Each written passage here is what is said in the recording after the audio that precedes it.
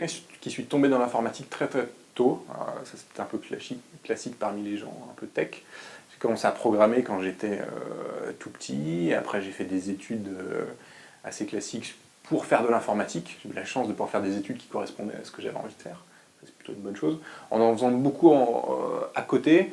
Après, je trouve un premier emploi d'ingénieur dans une boîte où je faisais quelque chose de très précis qui était de l'optimisation de moteurs d'affichage 3D, de rendu 3D. Alors c'était très sympa, c'était vraiment ce que je voulais faire à l'époque, sauf qu'au bout de 10 mois, je faisais qu'une seule chose et je commençais à m'ennuyer un petit peu, même si c'était vraiment de l'expertise à 100%.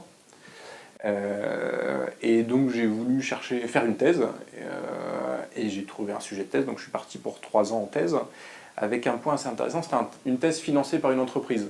Donc j'étais à la fois à la fac la moitié de la semaine, c'est ce qu'on appelle une thèse cifre, et l'autre moitié de la semaine j'étais en entreprise, qui était une start-up, une toute petite start-up.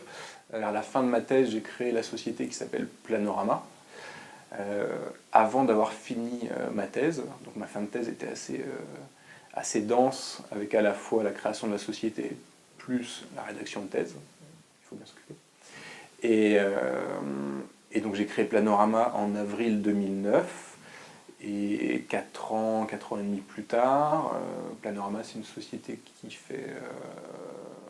de 35 personnes, et on arrive grosso modo à 2 millions de chiffres d'affaires. Donc ça c'était jusqu'en fin 2013, et fin 2013 j'ai décidé j'avais la volonté de revivre cet aspect création de société, donc j'ai décidé de quitter la société Planorama. Mon associé continue l'aventure, lui, il va faire écrire la nouvelle page de Planorama pour scaler la société, et moi je repars tout seul sur mon bureau pour créer une nouvelle société. Donc je suis un très junior serial entrepreneur. Alors, définir le leadership, c'est toujours un exercice très compliqué. Si je devais essayer de résumer ça, ce que j'en pense en quelques mots, c'est être quelqu'un qui a du leadership, c'est quelqu'un qu'on a envie de suivre. Et voilà, presque j'arrêterai là. C'est quelqu'un qu'on a envie de travailler avec lui, et quand on travaille avec lui, il va faire qu'on va se dépasser. On va faire plus, on va être plus motivé, on va mieux affronter les événements négatifs.